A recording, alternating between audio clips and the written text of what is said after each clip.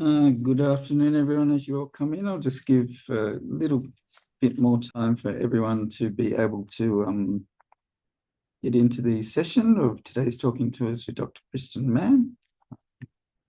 You should be able to see on your screen a lovely picture of one of the churches in Lake Ohrid. As always, we'll start the session with a welcome to country, or an acknowledgement of country more really. So in the spirit of reconciliation, Limelight Arts Travel acknowledges the traditional custodians of country throughout Australia and their connections to land, sea and community. We pay our respects to their elders past and present and extend that respect to all Aboriginal and Torres Strait Islander peoples today. So let me put that down. And here we are. My name is Mark Layla. I'm one of the product managers here at Limelight Arts Travel, and I was took part in putting together the original Via Egnatia tour that we did with Kristen last year. But let me just tell you a bit about Kristen. She's an expert in Aegean archaeology with many years of excavation experience in Greece, Cyprus, Jordan, and Australia, and a decade of teaching experience at the University of Sydney, where she won the university medal. The girl, the lady. She is a specialist in early Greek settlement archaeology and has wide research interests from Cycladic maritime powers to medieval feudalism in the Aegean, and she's held a fellowship at the Harvard Center for Hellenistic Studies. What great recognition. Welcome, Kristen. Thank you for joining us to talk about the Via Egnatia tour you're leading for Limelight Arts Travel in September this year.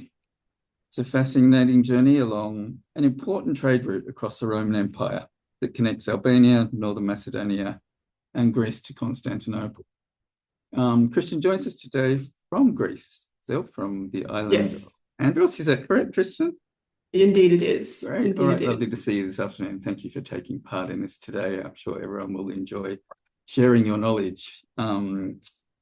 What's your background? I've covered a bit in the biography there, but tell us a bit about yourself. I'm someone who really had a mixed training and kind of route to get to where I was. I was the absolutely quintessential Australian 18-year-old, didn't know exactly what I wanted to do. It was vet science, maybe I'll do arts as a just in case, took the year off to do a backpacking and go traveling. But I always loved history. I also loved art, and I loved literature and English and ideas. Like I was a humanities girl through and through, but I just didn't know how to assemble those together. And it wasn't until I was backpacking and I ended up in Greece and I was staying here with my aunt ran away to Greece in the 70s and just never came back, basically. So I stayed with her, and that, immediate insider perspective into Greece. And she kind of was able to explain things more than you kind of get just from going and visiting sites. And archaeology totally captured my attention. So I decided I'm going to go back and I'm going to do a degree in history and I'm going to do a degree in archaeology, and I double majored in both. But yeah, I also have like eclectic things. I ran a martial arts school while I was at university, but archaeology was absolutely my happy place. I wasn't sure whether I was going to do honors in either subject. I actually attended both because I didn't want to give them up. So while I was doing up my honors studies in my final year at undergrad in archaeology, I was doing all the ancient history course. So much so that when I got the medal that you mentioned, one of my history teachers was so excited for me and so excited for ancient history getting one. And I'm like, I'm sorry, Martin, I got it in archaeology. So yeah, I'm a total sherd nerd and ancient history geek. I love it and I live for it. But the field is where I come alive. So that's what drew you into that field of study in particular? Yeah. I love putting together the material puzzle of things. It's a tactile engagement. You're working immediately with the community. You're very engaged in local relevance, why this matters today, as well as why it matters for humanity. It all just comes together for me with archaeology, but I love it all. Like I would happily be an eternal student and live multiple lifetimes doing different specializations if I could. Wow, okay. So yeah, quite varied there. No. So we put together this tour along the Via Egnatia from Albania to Thessaloniki. It's a fairly important road. What is the Via Egnatia? It's a Roman road built to sort of connect routes. What's the significance of that? Tell us about. Well, it's actually it's a little older than the Romans. The Romans were the ones in good old Roman fashion that formalized it. Actually, the Macedonians first really pushed through that land route. And it's absolutely vital as one of the only land routes basically that can connect the west and the east together. So the Roman Empire, as it was pushing east out into the Middle East, and connecting it back to Rome, is why they formalized it. But up until especially the Macedonians really came through, the seaways dominated everything, absolutely everything. And it was how you move people, it's how you move goods, it's how you moved ideas. The Balkans and Greece are rugged, dangerous lands. The wild, wild lands. They're full of tribes. The Greeks were tribes. To make your way through is very difficult physically, but also the risk of danger and other issues and the constant negotiation along the way. So having a sea travel just made sense. But what you see change in the Hellenistic period with the Macedonians and then of course with the Romans was actually about the movement of troops. And that's really why the Romans secured it. It's to start it. That was the initial reason. But it did so much more than that. It did so much more. It facilitated communication. It secured multiple access routes. It's the only way. The sea couldn't do this. It was the only way to connect north and south areas as well. So if you actually want to get deep up into the Balkans or into Greece through the land, those crisscrossing networks, you couldn't tap into those easily from the sea. So this road is a supercharged connection point that gave access to all of these other areas as well. It just opened up the world for the Romans, but the Macedonians as well. But the Romans made it professional. They widened it. It's like 6 meters. It's 1,200, not 1,200, 1120 kilometers or something like that. It could move a lot of people and wagons, especially of food that you need to supply for the military as well. So that was what was critical. So what were those worlds? Where does the recognized start place and end place and the cultures that are traveled through? Well, it basically begins in the west at Dures, and it's which was Dyrrachium, or not Epidavros, sorry, Epidamnos. I'm getting my places mixed up in the Greek word. And that just extends the Via Appia. So you've got that route from Rome to Brindisi, and then you just go across the Adriatic, and now you've got this extension out. And the final end destination is Constantinople. This is this wealthy center area is where it's going through. You have obviously big nodes along the way, like Thessaloniki as well. And it connects, as I mentioned, you're connecting up into the Balkans and the Black Sea in different areas as well. But it really is linking Constantinople and Rome is the Roman emphasis on it. Constantinople being a major Roman outpost. Oh yeah, sorry, I should put it's Roman, but it was a major through so many different civilizations as well. It was a center. So connecting the wealth and civilization, of course, back then to the incredibly sophisticated arts, ideas, engineering, and different ideas that were through the Middle East that had this long tradition of knowledge and development and totally different assets to what the West had, as well as consolidating power. And that's the big shift. Sorry, I possibly skipped over that. I do that sometimes.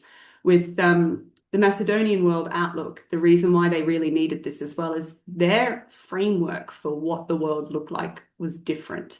We are not just a kingdom. We're not just a city-state. We're not just a coalition of city-states and kingdoms. It's that imperial look of a bigger, wider world with more possibilities. And for Rome, this was very important. And it just became more so as eventually, ultimately the capital, Constantinople, eclipses Rome eventually and actually takes over, especially in the Byzantine era.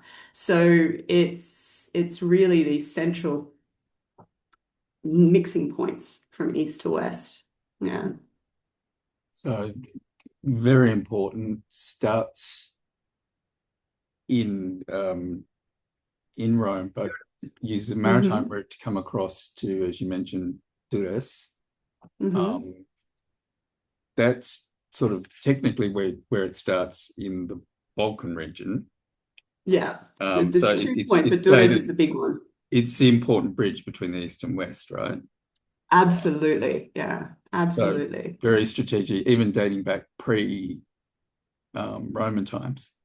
Yeah, yeah. It's got a really, really interesting earlier history, actually. So Durrës, if you want to, the Via Egnatia, while it started as really being critical to military ideas, it became so much more. It's the movement of, materials and goods, but artists and artisans. You don't need to also people, ideas, labor. You had the spread of Christianity along the Via Egnatia as well. And so it's really, really pivotal. But if you want to expand from east to west or vice versa, if you want to actually push your empire out, you need to control this route. And to control this route, you need to control Durrës. There's other access points that can be done, but Durrës is everything. And pretty much throughout history, if you could hold Durrës, if you could basically just Gandalf there and you shall not pass and hold that road, you succeeded in preventing someone moving in one direction or the other. And so this is ultimately why everyone was there at Durrës in particular. More so than Apollonia is another entry point to the Via Egnatia. But Durrës is so fortifiable. It's got this really impressive ridgeline. It's got a secure harbor, and you're backed by mountains in different areas. And if you can control that, and it's easier to control than other ones, you can ensure access to your resources in the area, and you can secure the Via Egnatia. So actually, Durrës was kind of part of one of the notional trigger points for the Peloponnesian War, of all things. Okay, interesting. So it was it was basically the city-states or the Greeks had worked out this is an important node. And so you had Corfu and Corinth had settled, done a joint venture out there. And as a whole, I won't get into it now. It's a really interesting story where it's all fighting about whose colony really is it, to which group should they be paying tribute, what's the dynamic, who controls the resources through there. And in the end, long story short, Athens intervenes, and then everyone's like, Athens, problem. And so it was one of the trigger points that forced everyone to kind of really focus their attention on Athens' overreach. But yeah, started with Durrës and how pivotal it was to controlling all of that routes across to Italy and through into the Balkans. It's very important. Okay. So we'll come back to it, but Yeah. you talk about Corfu as being another point, and we do go down to Butrint, which is sort of an access point for that too. But before we get on to Butrint and what an amazing site that is, and the location it's set in, and why it was so strategic in terms of its location. Moving forward in time in Durrës, a lot of what we see today is Venetian. So it was obviously the maritime history, the importance of the Venetians throughout the period in that region as well at the time. So over time, it's been a very, very important place. What can we expect to see when we're in Durrës? So in Durrës, you've got the tower and the castle as particular remnant, but also the walls. There's elements of the walls that are there as well. But the Venetian side, it's really interesting because they really tried to get a full secure foothold. They were never really fully as successful. It kind of changed. They didn't manage to hold it in the long term. When I say successful, this is with my archaeology eyes on, like the Romans and the Byzantine, right? Turbulent period. But in fact, a lot of the remains that do survive there are the Venetians building on top of earlier Roman infrastructure. So you actually get a very interesting mix and layering of those features together. And when we actually go to the tower, when we're there, you can really get a sense for the commanding view of the area and why it was so important. There's different points. The higher up you get, the more you start to really feel the strategic importance, and you can get that sense of why, there was this major power struggle between Pompey and Caesar there and all of that, as well as like the Venetians and why it was so important for the Venetians to control as a sea access route to the land connection. But the Venetians were a maritime empire. One of their main focal points, of course, was not so much really just about pushing in through the land access, but really about making sure they could secure their ships is the focus. So they've got stations up and down that coast. They do not want to be attacked on their home front while they're busy expanding around the world. So the most important thing to them was not pushing through the land route necessarily. That's like a fun bonus. But it's really about defensive security to make sure that they control the Adriatic and no one else. Okay. Yeah, because it's got the amazing Roman theatre and the Forum and the Venetian towers. So for an uneducated soul like myself going there and seeing it, and you just see all the different things, it's sort of, it gets quite confusing as to how things come through. So it's so important to have someone like yourself and our national guides, etc., on the ground helping to put all of this in context. Yeah, no, it's because Dures has got an interesting modern history as well, and it's seen rapid development too. So it's kind of the Gold Coast booming. Without it being known, the Gold Coast is the wrong association because it's really not. It's got way more going on there. But by that I just mean that there's a lot of skyscrapers building up. So you have the ancient world enfolded by the modern one.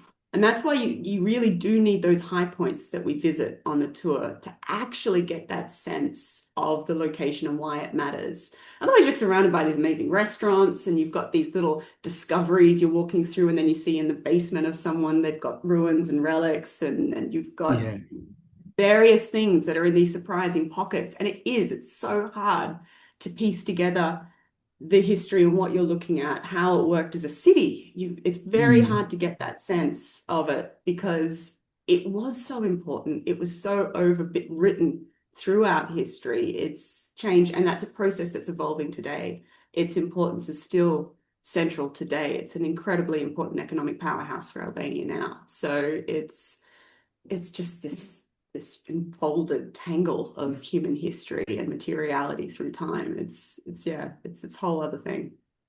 But we should move on, but I have to mention. Yes, I know we can talk about it. The history there in Dures is very interesting. How random it is in the middle of town. This is a whole promenade foreshore, and then you've got those 4 statues. Yeah. Oh, now that is a really important thing, actually. Some of those. Are you talking about the statues of the musicians? Yeah. Yeah, okay, that's actually really critical. That is a homage to the hope that these rebellious little illegal parties that would sneak away and actually go and listen to American music. It's Tina Turner, it's Michael Jackson, it's like, and for us, we're just like these pop stars that kind of has a whole different significance. But so the people who, communism and its history are alive today. It's my generation and older, basically. You've got the people who are late, Gen X and late millennials. They remember it. They remember all of this life. It was their upbringing, their childhood.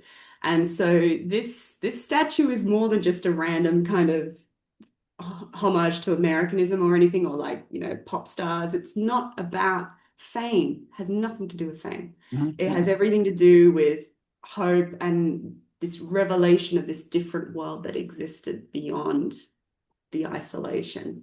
So yeah, it's actually quite it is random. I mean, this is Dures. You find these really random things and you can't piece together the history. But yeah, that is actually quite a significant monument for today's generations and connecting that transition from the communism into today's Albania. It's quite great metaphor for what Albania's been through in the modernism, which we'll touch on some of its dark history maybe. But let's head down to what we were going to talk about with Butrint, which, because unlike Dures, which is totally open, Butrint's in this wonderfully secluded, sort of forested site. And the waterway is intrinsic to why it was built and access and why it was important. But it's just a really kind of beautiful place. It is. Honestly, I've been to a lot of archaeological sites as an archaeologist and as a tourist, and I've done a lot of traveling and exploration throughout the world. I'm very grateful to have had that, actually. But yeah, Butrint is like nothing else. I have never encountered something, that has that astounding natural landscape preserved so well and really entangled and grown and woven through the ancient ruins. And I've also never been, just the joy of being on such a shaded place. You're wandering Yeah. through woodland and you have these amazing ruins from different eras through there.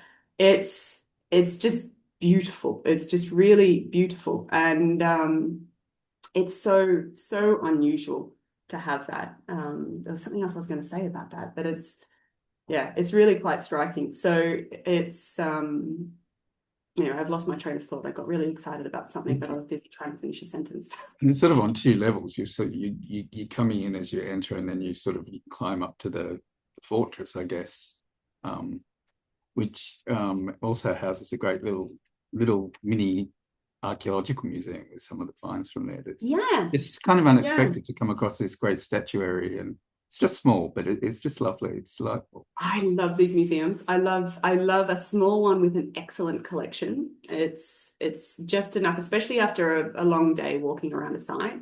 It's just enough to get a sense of things, but often it spotlights things that maybe if you're in a big museum, which is you're just drowning in relics, but you kind of, it all becomes a bit same, or maybe you kind of can't really appreciate the substance of one particular item. These smaller ones are, they allow curiosity to unfold way more than some of those larger ones, but they can have the most astounding stuff, which is all from that site. You get, especially when they've got good signage, which they do have some good signage there, and it puts it into context of the ruins that you've been walking through, and you suddenly start to feel the lives of the past, and as well as being impressed by these amazing artifacts and artworks and objects, but you start to get that sense of relevance. I mean, this is where Butrint was such a significant site. It is important with power. You mentioned Corfu. Obviously, it's right opposite Corfu, so it's really connected to, if you want to help secure Corfu, if you want to challenge Corfu, you need to have that area controlled. It's got the riverlands, but for a long time, it was actually a healing sanctuary. It's a very important Asclepius healing sanctuary there. And that is always connected to water. They always have these landscapes that you kind of, they're very evocative. Some people talk about this spiritual sense that you can have in certain landscapes, and that is expressed and recognized across cultures in different ways. But these kind of locations are where you'll find an Asclepian sanctuary, which is this Greek healing god. And that was one of the key attractors for Butrint, in addition to all of its other resources and strategic importance. You meant the healing centers with the baths they're still quite intact. There's some amazing ones, and it's the water through the site. I mean, this was both a boon and a blessing and a curse is what it was, right? Eventually, in the end, the site ultimately had major issues with things like malaria and stuff that in later eras caused it to be abandoned. But it's obviously really important for the healing aspect. It's really important for securing, your ability to have a thriving community there. But it's also really important for the archaeology. The preservation at Butrint is incredible. They get this really rich corpus of material that, especially on the scientific side of things, you can do all sorts of analyses on it that you're missing all of that. It's organic material. Organic matter is what's preserved in really, really dry conditions or certain waterlogged conditions. And so for me as an archaeologist, the stories you can tell about what people were eating, what textiles and fabrics they had in their houses, what was the landscape like, ancient reconstructions of the landscape. It's really quite incredible. But above all, it's just one of the most beautiful sites I've ever been on. Yeah. It's just serene. It's just got a peacefulness about it. Yeah. It's because you're also in a national park. It's not just that immediate side. You go from the complete kind of contrast where we're over on the Adriatic coast and you have modern development, which is necessary to the modern world. But there it's a national park. I definitely recommend that people take the time to go slow and find a point where you can just look out and just soak it in, and you can get this sense of this unfolding wild landscape. It was part of ancient Epirus, but it was connected to all these empires.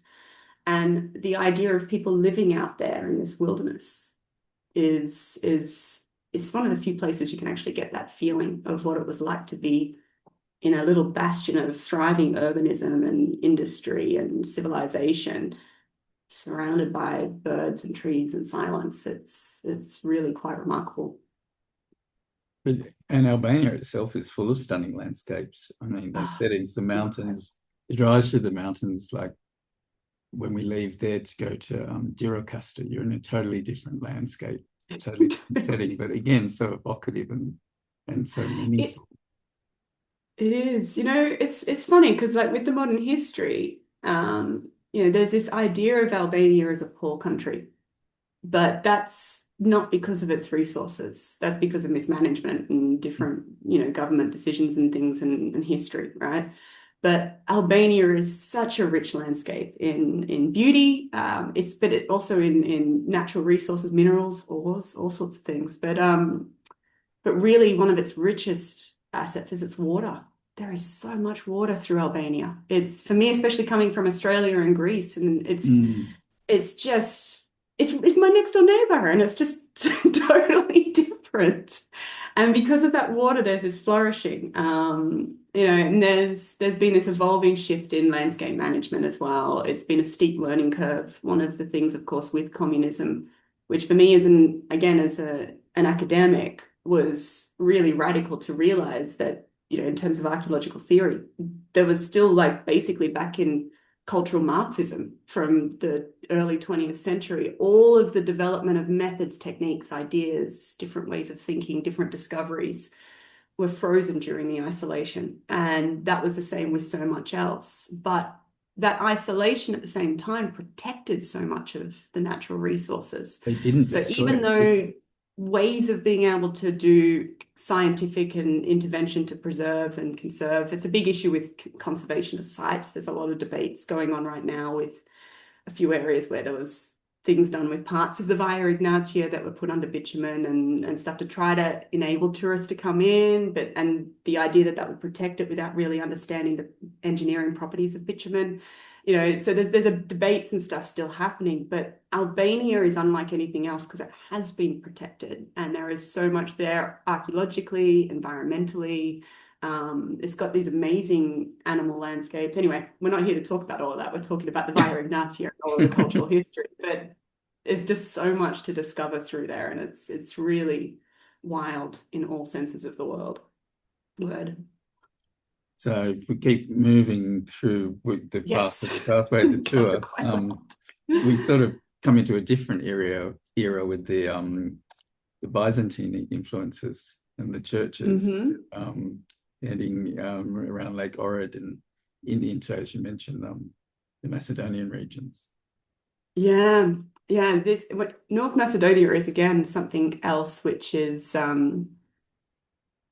it also has a stunning landscape that's actually quite well preserved. There's a lot of forests. It's just astounding, the forests we get to drive through. And then you emerge as well, because you come up through Albania and they share these lakes. They share this lake region.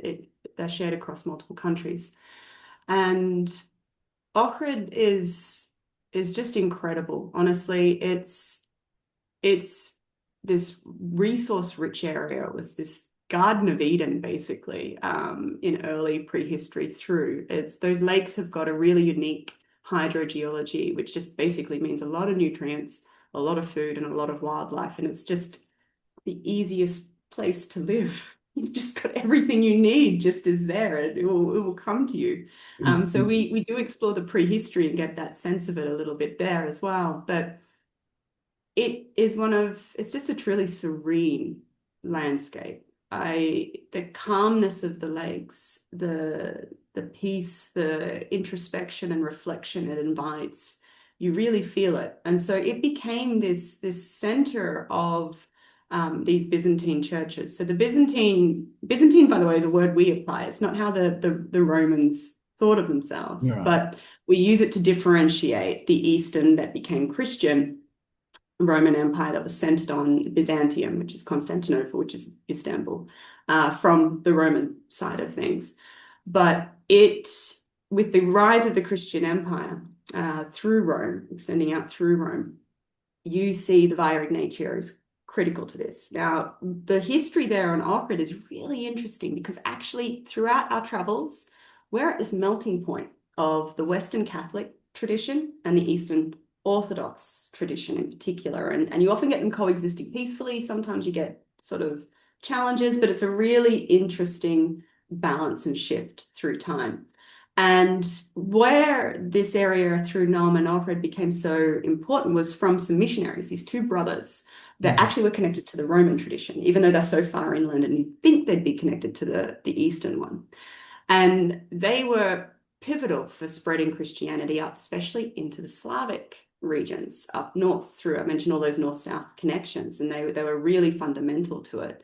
And they were recognized as saints even by the Catholic Church, but they crossed the Pope. And the reason they crossed the Pope is because the reason they were so successful was because they're like, we need to speak their language. We need to actually communicate our ideas in their language.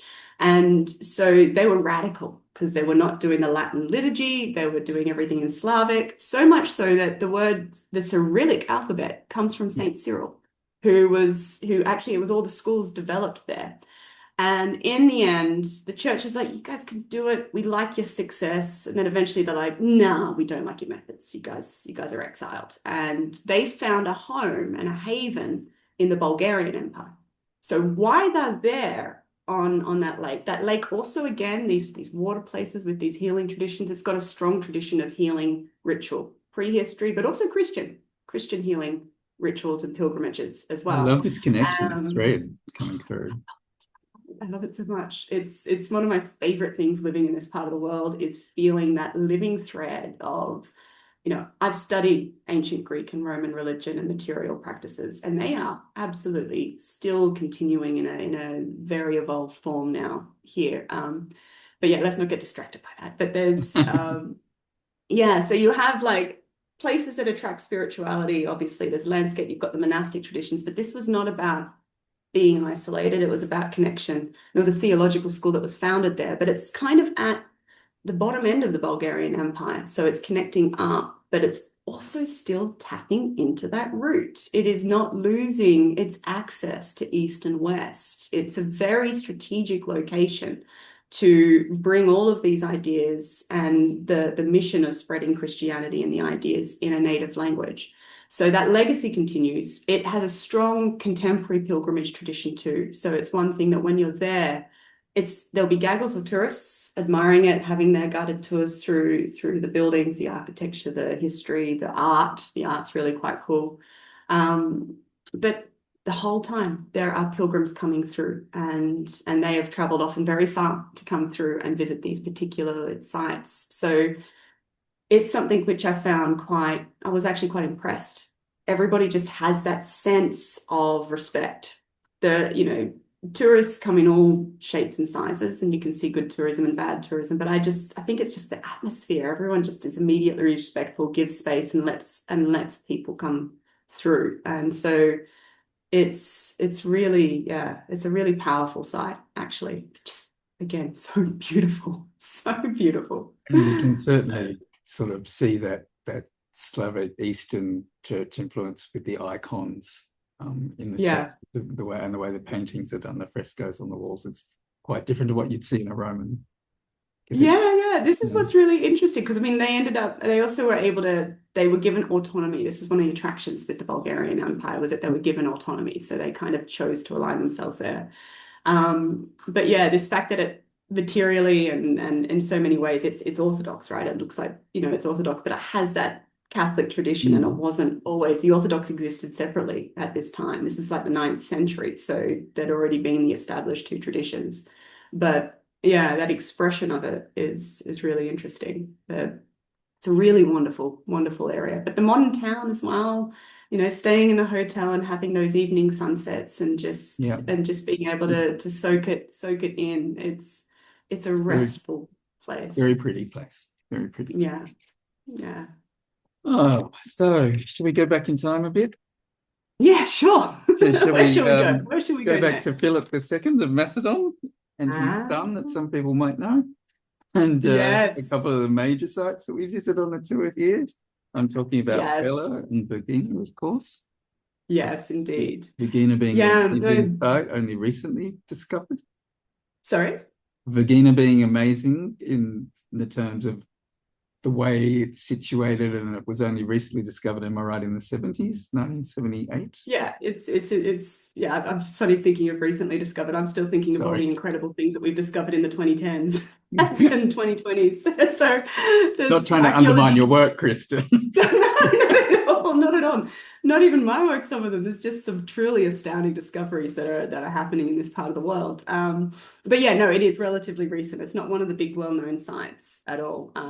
From the original kind of formation of the modern Greek state and the rise of classicism and Hellenism and all of that with the Enlightenment era and all of that. A lot of the sites were known back then, but Vergina hadn't actually been located. So no, these sites are really incredible. Obviously, Philip and Alexander are renowned. Most people know them. I mean, I've yet to actually encounter someone who didn't know them. I encounter many people who might not know what the idea of Hellenistic is. It's a bit of an unusual term. And for myself, as a, before I kind of did my university degree, I always thought that Hellenistic was Alexander, but it's not. It's after Alexander's death.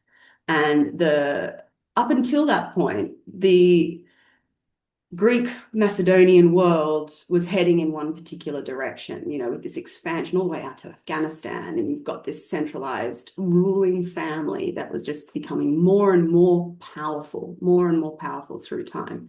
And then Alexander died so young with issues with the heirs and all of that, and the kingdom fractured into multiple kingdoms with general leaders and different leaders. And you have a new version of that global world that is very different. So that's why we use the term Hellenistic with the spread of Greek Hellenic culture and material, but it's not really in a kingdom, a single sort of empire, really. And obviously, Pella and Vergina both track the rise of this family through time. It's a fascinating part of the world, especially for me, because it's got these strong connections. You've got actually Illyrian connections through from Albania in the earlier tribal connections. You've got different Balkan traditions, different Greeks. It's this mixing of different tribal identities. And actually, Philip and Alexander's family came through from Argos, and they were kind of came on in and made their own kingdom up there. So they kind of had this connection to Greece, but the Greeks also saw them as very, very different. But what you see as they became more and more powerful was this incredibly strong push and look towards Greek civilization. And that came especially in things like urban planning, ideas, plays, theaters, all of this sort of performances.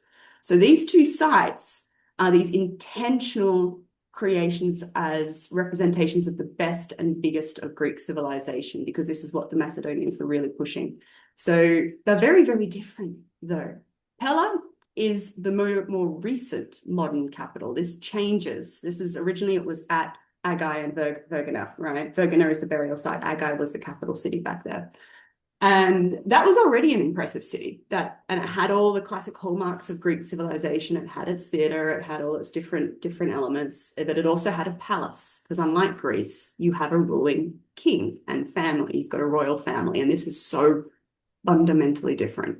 As a material specialist who studies architecture and material behavior, seeing these aspects of Greek culture and history written into the material and the sites, but then having them completely defeated, well, not defeated, but they such a totally different thing to the egalitarian idea of these Greek city-states, and trying to be like best among equals and contain the elite family rivalry, sort of ish. And then you've just got it all translated into royalty is really interesting. And you get that sense at especially Agai, the old city. You really get that sense with the royal palace. You get that sense with the way it's connected in, but ultimately for all the Greek ideas of harmony, balance, order, you have this royal family still that is absolutely in charge very firmly. And then you have their burials, which is what's so remarkable. The burials are what were new. The burials and the discoveries there are really incredible.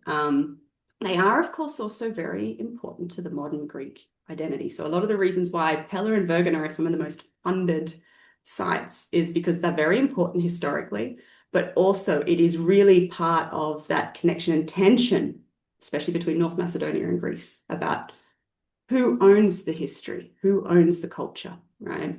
And so, but leaving that aside, the burials and the way the Greeks have actually presented, they are some really astounding museums.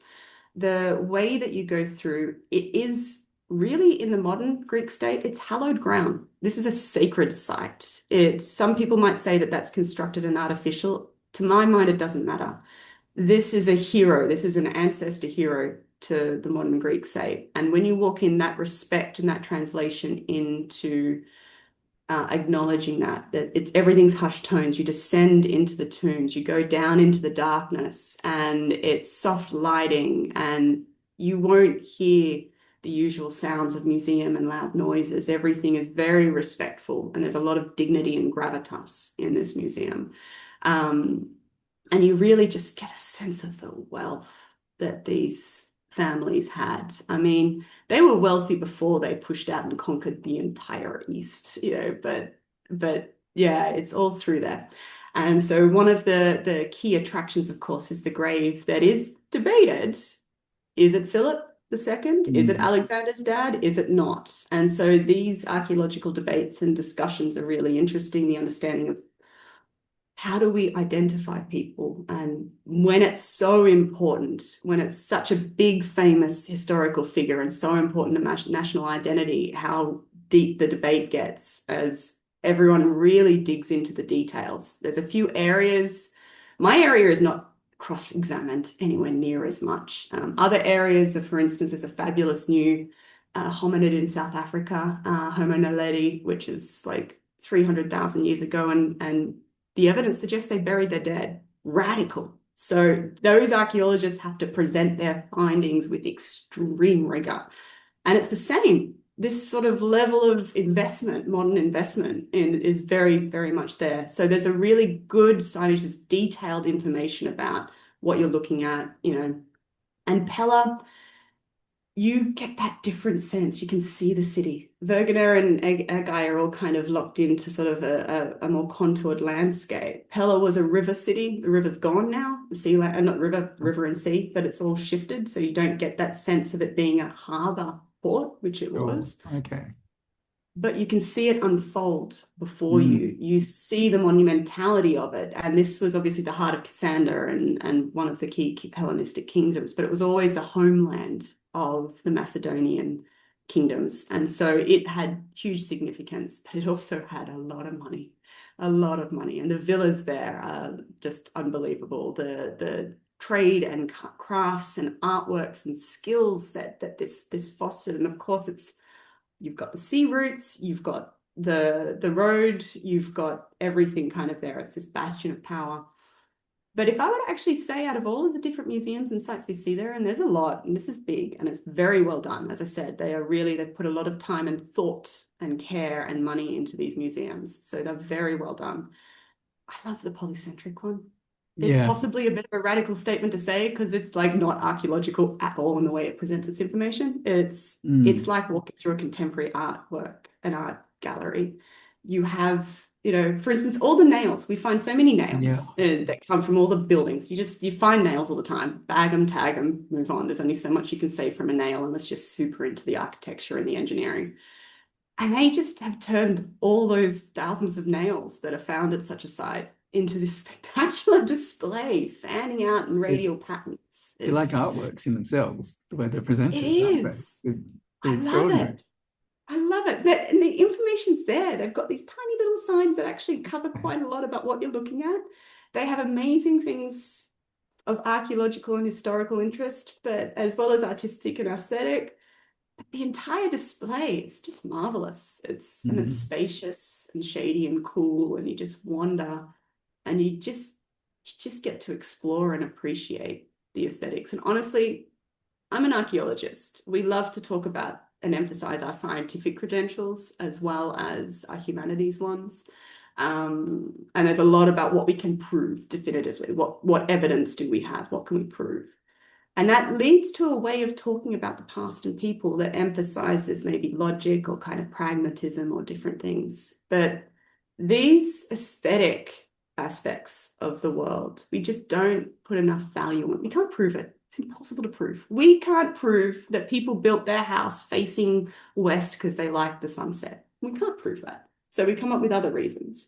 And that's one of the things I think I really like about this is it brings that sense of beauty and a different way of looking at the art and the history and what it can inspire to us today.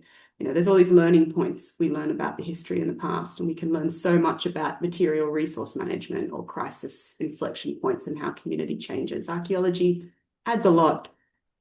But you know, that ability to inspire creativity, to see things in a new way, it's something I really like about it. Anyway, I could talk about it a lot, but I'll let people discover it when they go there.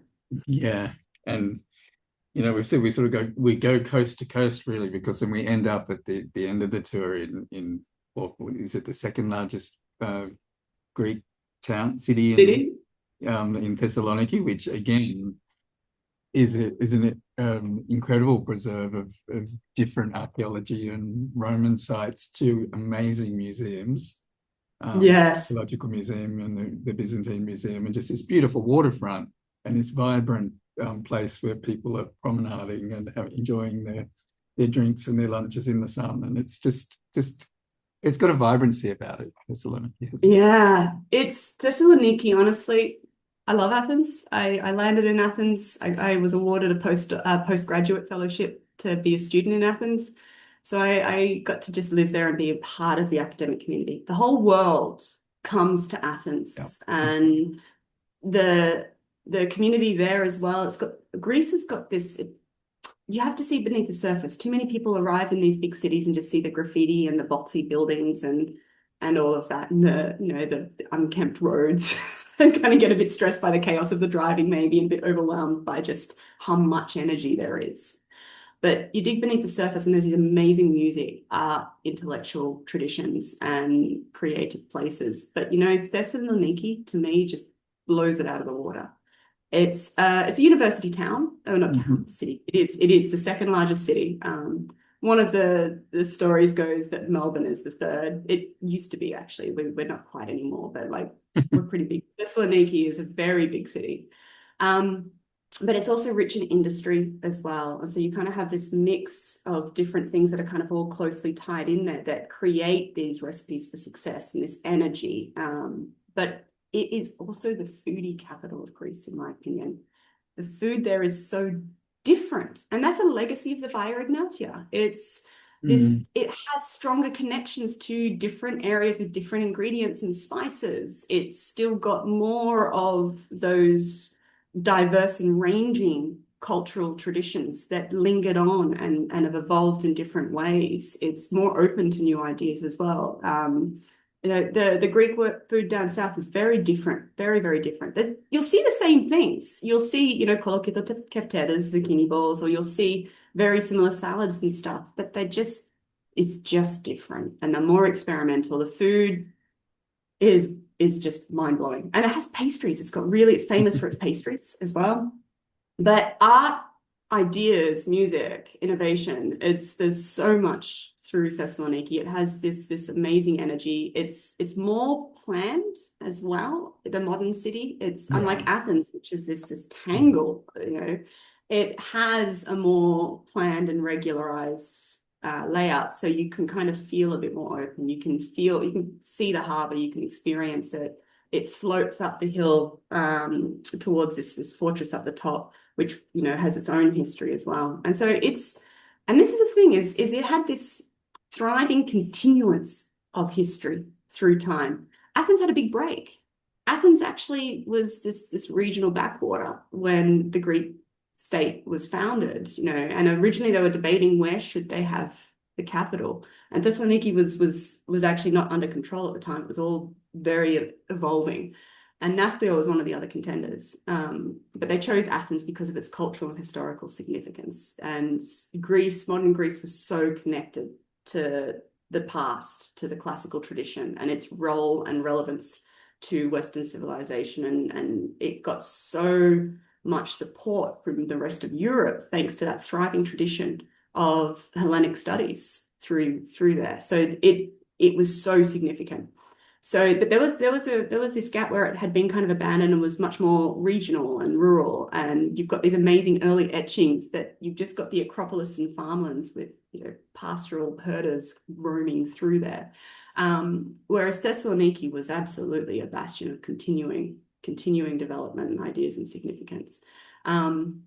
But yeah, the reason it's got so much modern planning is because of the fire that happened as well, and it had to be rebuilt. And anyway, I could talk the history of Thessaloniki, but the Byzantine tradition there is really quite strong. And it has some of the most amazing mosaics I think you'll ever see in the Byzantine world. They're really quite spectacular. There's obviously some amazing mosaics as well in Italy and different parts of the world, but those in Thessaloniki are really gorgeous. But the Byzantine Museum, it's one of my favorite museums. It surprised me when I first visited it. It's really well curated. It has a really excellent selection across so many different aspects of life, of history, of materials and ideas. It's got this fabulous textile collection. The textiles are amazing, but it's displayed incredibly well. And honestly, I think a lot of our, you know, people just get lost roaming through there. That was, in fact, I think that was the only museum we had to kind of drag people out because we were running behind schedule. There is so much to see. Yeah, and you've obviously got the Archaeological Museum, which has got some really amazing stuff. And again, it's this little labyrinth. You know, many people don't even realize there's this amazing exhibit down in the basement with all this prehistory and early cave archaeology and caves and religion through time. Really interesting stuff. It's so easy to just miss that because you're busy being blown away by all of the collections. But it's one that's like really, they're all, if you love going through like an antiquarian store or an ancient bookstore or an old bookstore and discovering things in corners, that's what this museum is. It's got so much there, some really incredible material. There's a big emphasis on a lot of the gold hoards and material that are there. Yeah. One of the things that for me just really is astounding is the Diverni crater. It's we'll see it, we'll talk about it, and I'll talk about it in some of my lectures and stuff, but it's just phenomenal. The workmanship, the size of it, the statements that go. It was found in a cemetery. It had a cremation inside of a very, very wealthy person, and it had a coin in it dating to Philip II. So it's part of that. It also has, I think it's one of Europe's oldest books that's preserved, which is really unusual. It's a piece of papyrus that came from the same cemetery, and the only reason it was preserved because it was charred but not fully burnt. So that actually preserved and protected the organic material enough that we were able to actually have it. It's a scrappy piece of papyrus with Greek text on it. But it's easy to just miss that and just not realize that's part of the collection, and it's just so much stuff there. But these museums are definitely places to explore. You can see so many different aspects of whatever captures your interest, whatever your particular joy is or particular curiosity is. And that will evolve on this tour because it's a challenging tour sometimes because we cover so much history. You've got all the empires, all the different civilizations and cultures, and they're all layered in on top of each other, and that can get a bit of a tangle. But one of the things I really loved was sharing it with people and watching their interest. They'd had no idea about this thing, and suddenly it was one of the most fascinating things to them, and it was this new flourishing of a new interest. And that was my experience, honestly, when I started learning more, being based here in Greece and learning more about the modern history, which can be challenging. It can be challenging because it's very raw still, the feeling of a lot of the damage, whether it's communism, whether it's the civil war here in Greece. It's real, and it's a living pain, and it's a living history and memory and experience. So sometimes, you have to soak it in. It can be very difficult. This is a really special experience when you actually have local people. This is why it's so good working with all the local guides who share their experience, and they do it in this just really wonderful personal way. And it helps me see the privilege I've had but it also helps me just be so impressed by the challenges and just the things that these countries and places are achieving in today's world, and the differences in ideas, in responses, in values. It's really, really quite remarkable. Yeah. Well, Yeah. your passion and enthusiasm is obvious, and I can see how important having someone like you along, and as you say, notwithstanding the local guides who it's their lived experience and their history, and they bring up ties it all together, and you really need that because there is so much, as you say, there's just so much to take in and absorb, and the little details that you would otherwise miss in a museum or talk about or reflect upon, and how the empire has gone through there, how things have changed, how the different legacies of the different cultures, etc.